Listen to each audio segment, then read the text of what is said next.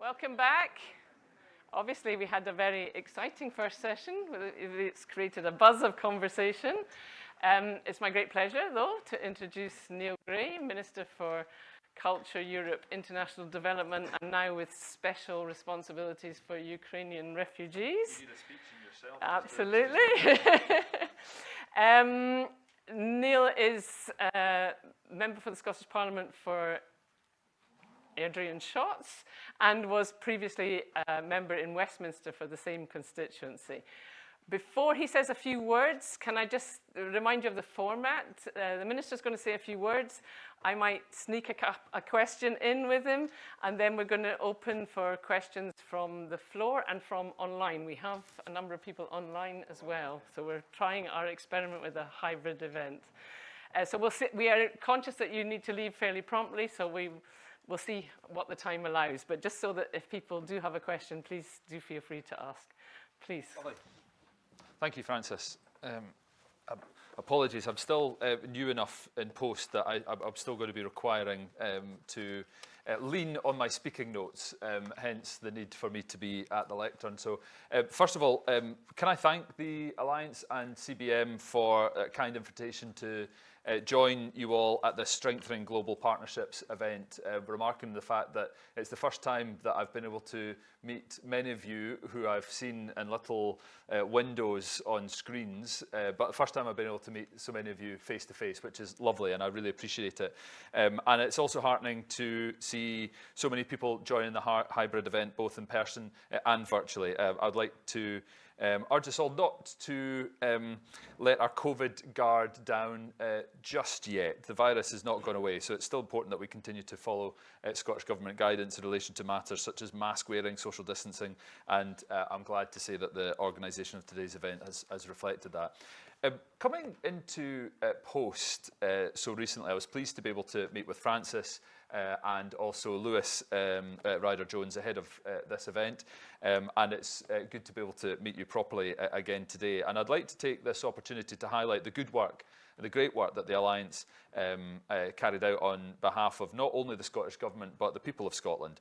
Recent developments have focused minds again on why global partnerships are so important and ensured that the groundswell of support across Scotland for people beyond our own shores continues to grow. I hope that we can all recognise that support as a very positive sign and then to collectively build upon that support for the future.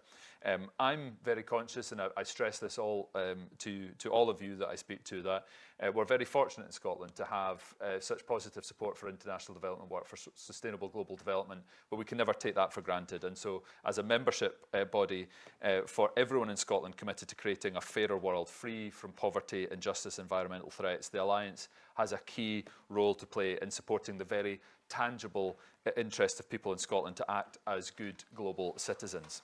And that is why I'm pleased to announce that the Scottish Government has agreed to provide the Alliance with a further 2 years of core funding worth a total of £388,000. And I'm also shortly about our additional funding for a new post agreed with the Alliance.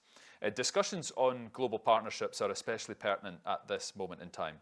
As the world begins to come out of the pandemic, to build our futures back, as we see the devastation caused by Storm Anna in Malawi, and as we all watched the refugee crisis unfold in Ukraine, I want to recognise at the outset that there has been some criticism levelled at Global North funders and Global North citizens in relation to our communal reaction to the unfolding crisis in Ukraine. That criticism includes the Scottish Government and the people of Scotland, and I want to assure you, for my part, that the Scottish Government is concerned wherever issues arise around the world, regardless of the country involved. We respond to humanitarian crisis around the world on an annual and consistent basis through our £1 million humanitarian emergency fund. And I was really pleased to be able to meet with HEF partners virtually, unfortunately not physically, this morning. Most recently, we've provided funding for Afghanistan and Burkina Faso, the latter a humanitarian crisis that has not had a high profile.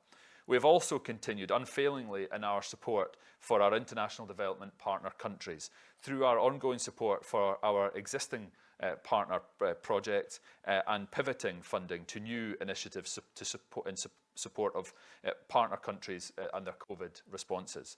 Over the last 2 years, the Scottish Government has provided in excess of £3.5 million worth of assistance to our partner countries for their fight against COVID-19. This included targeted support for their national COVID-19 vaccine programmes, a key part of supporting equitable access to vaccines of the Global South. The First Minister wrote to the UK Prime Minister on the 9th of December last year, urging the UK Government to address international vaccine inequity and expressing Scottish Government support for the TRIPS waiver at the WTO. We continue to press the UK Government to sign up to the waiver scheme and to restore the 0.7 ODA commitment. We also recently provided an additional £400,000 on top of the IDF and HEF this year to support the response to Tropical Storm Anna in Malawi. This evidences the Scottish Government's ongoing commitment to and solidarity with our partner countries and the Global South, even as other crises erupt. And I have to say as well that one of my early commitments and one of my early priorities that I'm glad to see is starting to come through to fruition is our campaign on international vaccine equity. And I want to underline that we are going to have more announcements to make in that front, hopefully very soon. There is, of course, an argument we could do more on the humanitarian front. I have therefore agreed to provide the Alliance with additional funding of up to £100,000 over the next 2 years for a new post to support the development and coordination of civil society-driven humanitarian action in Scotland. And I think one of the reflections I would make at my first couple of months in post is the incredible the response that there is in Scotland and the support that there is across Scotland for our international development, our global sustainable development work. And that is absolutely exemplified by the keenness, the enthusiasm, the application of Alliance members, but also through community groups that perhaps don't have an immediate association with the Alliance. And we've really seen that come to the fore with the Ukraine crisis and the work that has gone in spontaneously and sometimes helpful, sometimes becoming more challenging to support, but a real sense of keenness to help people who are struggling around the world and a sense of real solidarity. And that, I think, I said earlier on about the need for us not to take that support for international, global, sustainable development for granted, but I think we are currently pushing it against an open door, and I'm very much looking forward to the work that the Alliance will be able to do with that new funded post that we are going to be providing funding for. In relation to the CBM report that's been discussed during today's session, it makes so many excellent points which also sit well with the outcome of our own recent review. The title of the report, Nothing About Us Without Us, calls for persons with disabilities to be included in all decisions about their lives and their communities. However, I would argue this goes wider than just persons with disabilities. It should be the basis of all our international development work. The days of the Global North deciding for and telling the Global South what is needed is now recognised globally, thankfully, as being inappropriate. A key theme that the Alliance and others have been working on, and we'll discuss more in the next session, is around that very fact. And the report equally calls for us not just to implement projects, but also strengthen the administrative and governance capacity of our partners. This is important if we truly want to help build stronger local CSOs to carry on this work in future, making it sustainable. Finally, I would highlight the report calling for us to work in real, honest partnerships, regardless of relative size.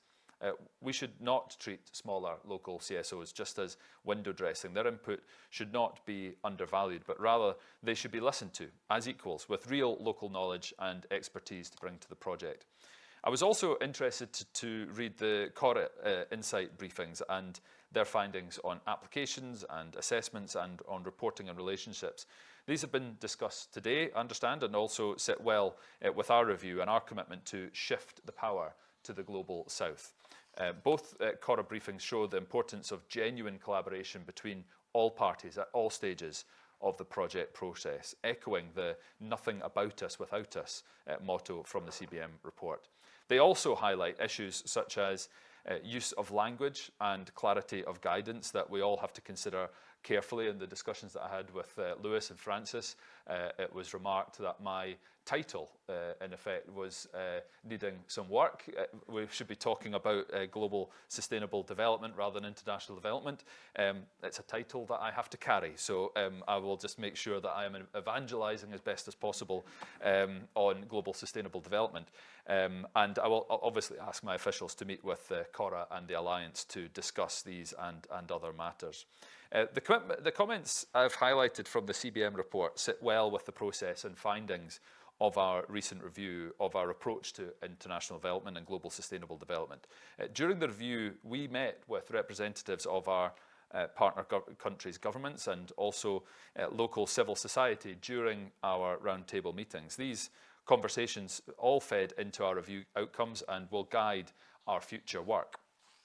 One of the key outcomes from our review is our aim that our new principles lie at the heart of how Scotland sees and seeks to set an example in addressing the issue of systemic racism and inequality in global sustainable development, for greater inclusion and diversity. And as part of this, how we all collectively work to support a shift in power to partner countries towards increased localisation of development. As many of you will be aware, the Scottish Government has funded CBM projects in Rwanda and Zambia over the past 4.5 years. Our Save Ability project, which empowers persons with disabilities in Rwanda, has been a great success, including seeing over 14,000 people with disabilities become members of village savings and loans associations, and over half of them being women. And the rapid increase of village savings and loans associations members' income. In Zambia, project highlights from the Previ&T Community Ear and Hearing Care and Rehabilitation of Disabled Hearing Loss project include the community health workers now embedded in communities where they educate members of the public on safe ear and hearing hygiene practices, and the training of 13 hearing instrument specialists in order to establish audiological services in Central Province. That include hearing aid fitting and follow-up care. And reading the CBM report and the input from so many people with disabilities, it also reminds us that safeguarding is a continuing, ongoing, and should always be a priority for us.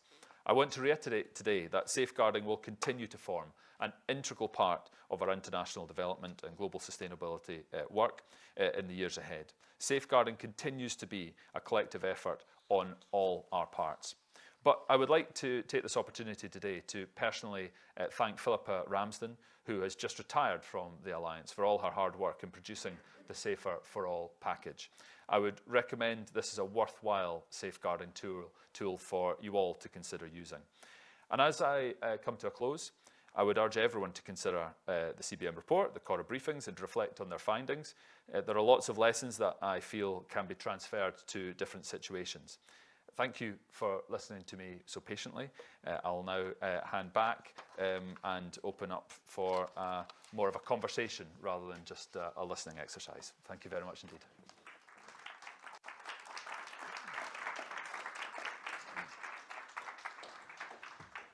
Thank you. Thank you very much for your support to the Alliance specifically, but also for your recognition of the importance of shifting the power and the reports that we heard some discussion of, as you mentioned, this morning.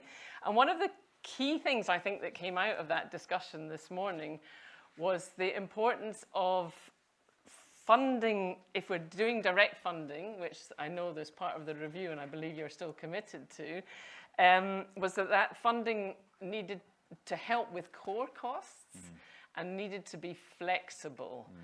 And I just wondered if we might be able to reassure the audience that that was likely to happen as you plan the future funding.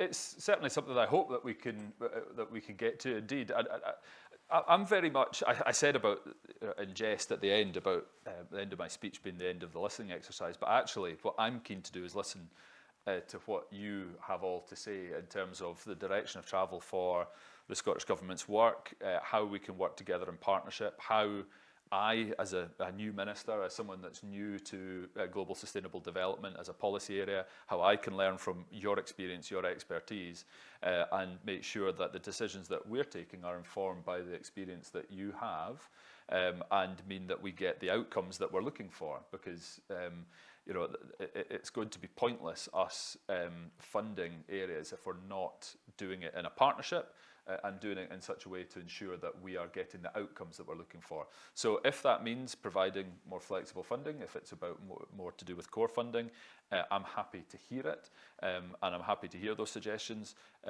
And you know, there are decisions that we're going to need to take over time to ensure that we're getting the outcomes that we're looking for in terms of providing greater support to our partner countries, and also in other areas around. You know, like I say, I had the discussion with the HEF panel this morning around making sure that, you know, the work, the real expertise that they bring in terms of you know, my funding decisions, how they fit into the wider picture of an expanding international development, global sustainable development footprint that Scotland is providing. So I think we're in a fortunate space in Scotland, and I don't think we should be, again, you know, when I've said taking it for granted, we can't take it for granted. We are sitting on a footprint that is growing, where we don't need to look too far to be able to see a contraction in global aid spending. And you know, we need to continue to work together to make sure that that's amplified and that we get the outcomes that we're looking for as a result. Thank you. I'm going to sneak in one question and then I'm going to open up to the floor. Something that a lot of our members have asked about and which I've not been able to answer is about what's happening with the Global South Advisory Panel. I just wondered if you might be able to tell us something more about how that's being chosen, what's the plans for it? It's certainly something that I'm keen to make sure that it continues to operate, keen to make sure that we're able to utilise the experience of people who are operating in the countries that we're looking to make sure are prioritised.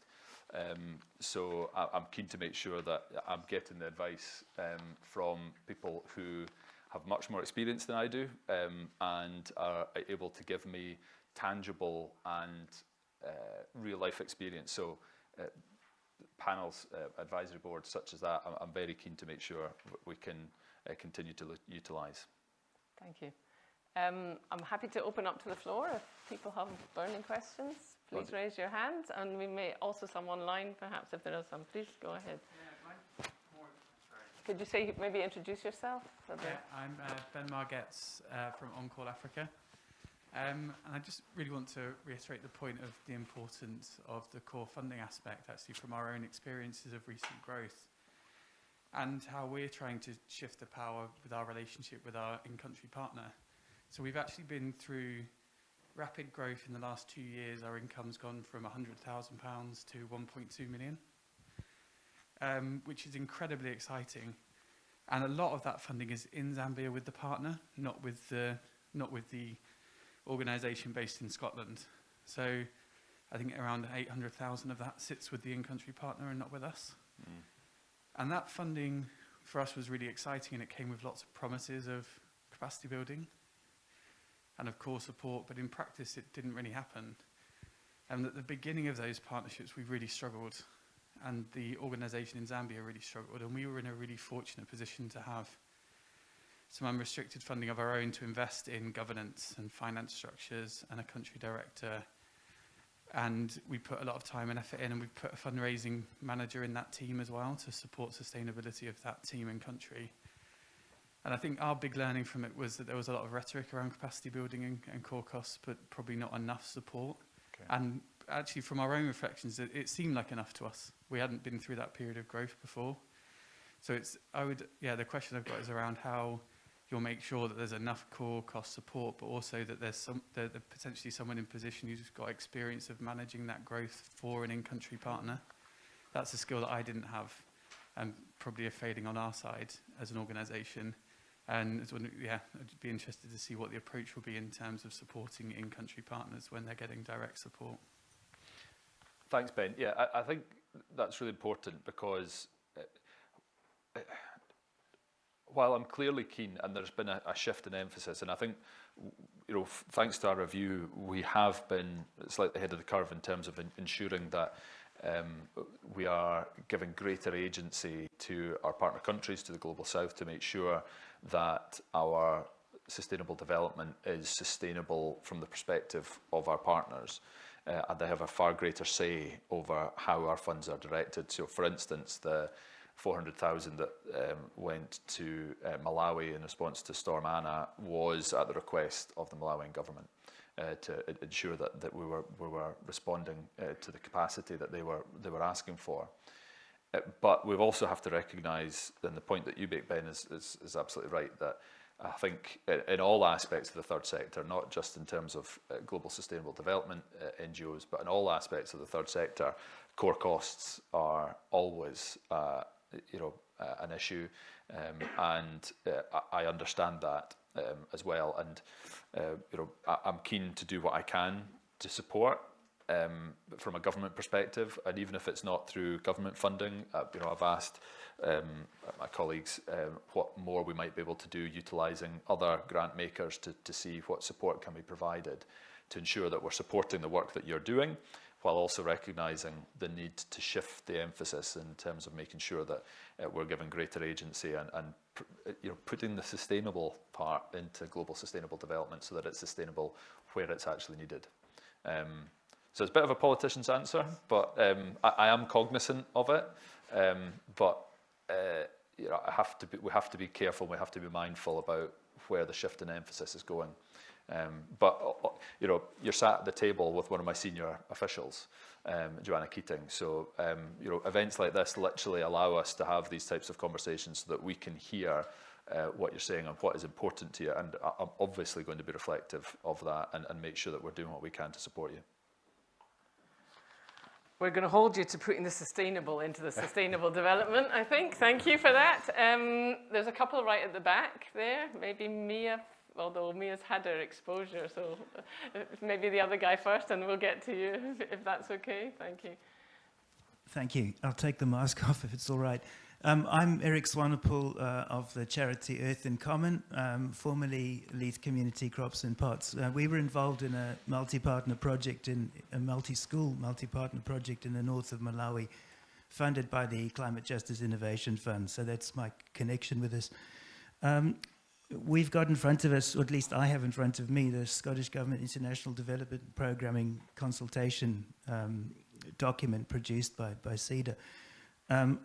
This is more a plea than anything. I would just ask the Scottish Government, please, to include reference to agro-biodiversity, to food sovereignty, as opposed to automatically, emphasizing plugging people into international commodities markets. Generally, and this is the word that's come up a lot, is innovation and innovative. While I understand the importance and the value of that, I would also really appreciate it if you could have some reference to respecting and promoting and restoring indigenous knowledge and wisdom. And even cosmologies, ways of value systems, because that has tremendous value in terms of not only sustainable agriculture, but also in terms of community coherence. And then lastly, I would really appreciate it if the document could make reference to land rights, respecting the land rights of the people who live on the land or have lived on the land. Thank you. Please send all of those comments to us in reply to that consultation document. That's the whole point of doing a consultation, is exactly to extract all of those things that we don't get. So thank you for that. I'm going to just pass it to Mia first, if that's okay, and because they're at the back, and then get them both. Thank you. I'll be quick. My question is just about, we've spoken about the third sector, And I think that it's really clear over the past 50, 60, 100 years that working in silos isn't really working for us in terms of international cooperation and sustainable development. So my question is, or comment is, to what extent do you think about supporting this work in relation to partnerships outside of sectors, outside of silos? So working with the third sector in relationship to research, to the private sector, and also in relation to policy in the government sector. Okay, thank you. First of all, Eric, yeah, your land rights issue is an area, I'll be honest, I haven't got as much depth of knowledge of in terms of our global sustainable development work, but it's something I'll take away and consider. Very aware of the food sovereignty issue. And I think that's a very topical question, you know, because the crisis, the war in Ukraine has a ripple that reaches far beyond the Ukraine or the immediate countries beyond it, or indeed Russia, but has a real issue. It gives a real issue for us all globally in terms of food supply and food sustainability. You know, for instance, you know, we talk about the crops that come from and the potatoes that are coming from Russia and Ukraine, but also, you know, sunflower oil. You know, and there's a major issue now in terms of food producers worldwide that are not going to be getting access to sunflower oil and are turning to other alternatives.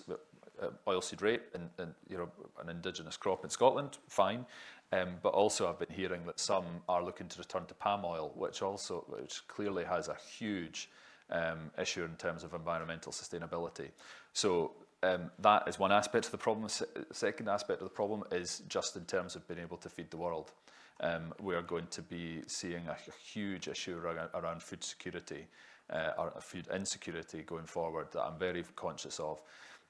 And it's something that we are alive to as well in the Scottish Government. The projects that we funded in South Sudan, for instance, have had a real emphasis on ensuring, from HEF funding, have had a real emphasis on providing greater sustainability for local farmers in terms of ensuring that they'll be able to be supported in their crops and the crop yield that they're able to get, but also in terms of, you know, providing them with the tools and the essentials to be able to make their own fishing nets and to be able to have that as a sustainable way forward in terms of their own food production. So yes, very much alive to both of those, to the food insecurity part, if not, if I'm honest, the land rights part. And Mia, your point around partnership working, yeah, absolutely right.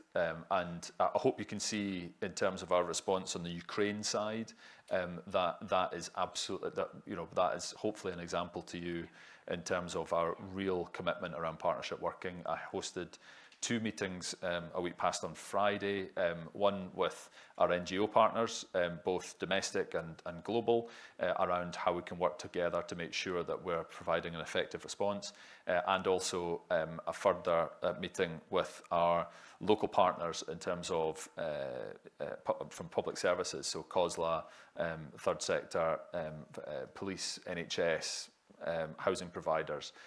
The only way that we can, from a Ukraine perspective, the only way that we're going to make ensure that we're providing an effective response to people who've been displaced from that war is for it to be a true partnership. And I think you can see the relative successes and issues that there have been between various refugee programmes. The Syrian scheme worked very well because it was a 32 local authority scheme in Scotland.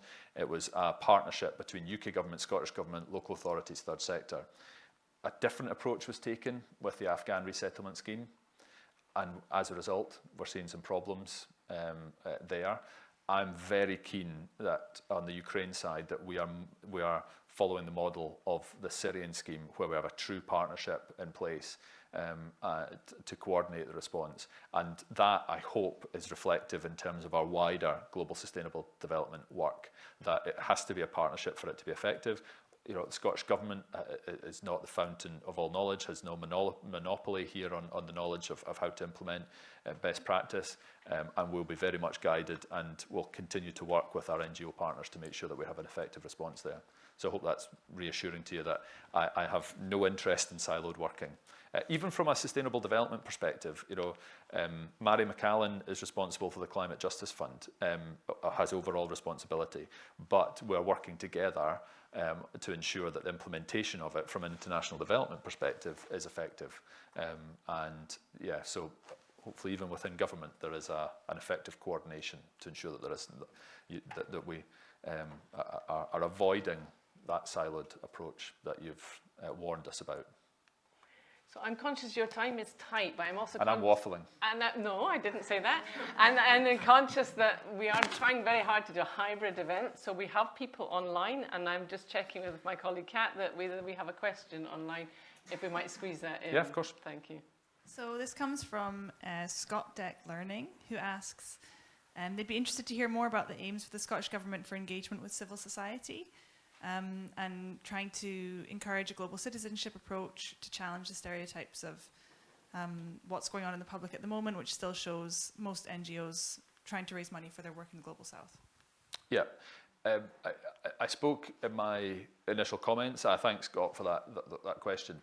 I referenced in my initial comments about my not taking the current support that there is for our global sustainable development work for granted, and I'm always conscious of making sure that we continue to foster really strong links with civil society here in Scotland, but also in our partner countries as well, because having really strong civil society links in our partner countries is absolutely fundamental to ensuring that the success of the projects that we're running, and that I think I think we've hopefully underlined our commitment to that in the funding that we're providing to the Alliance to make sure that that is going to continue to be sustained.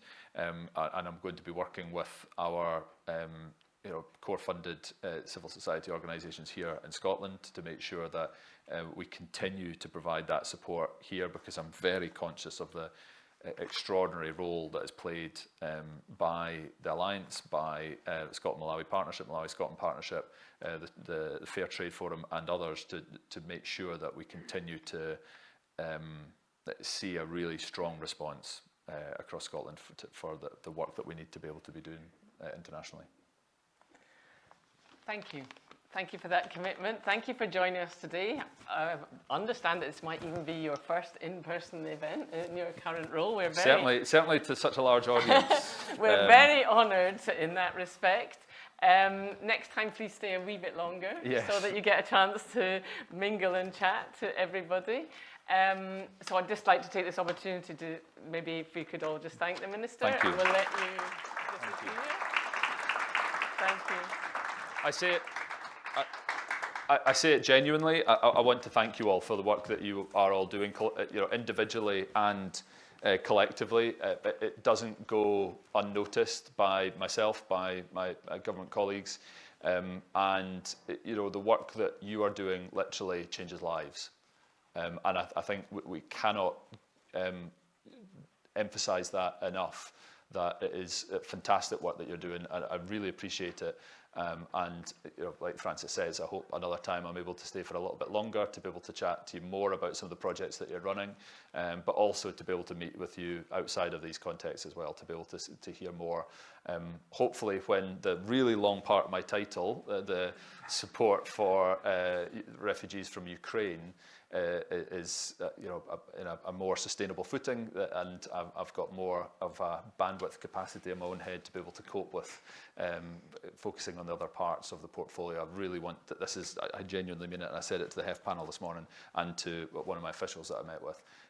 The international development aspect is one that I'm really excited about getting stuck into, getting involved with, and yeah, thank you again for all the work that you're doing. It's fantastic.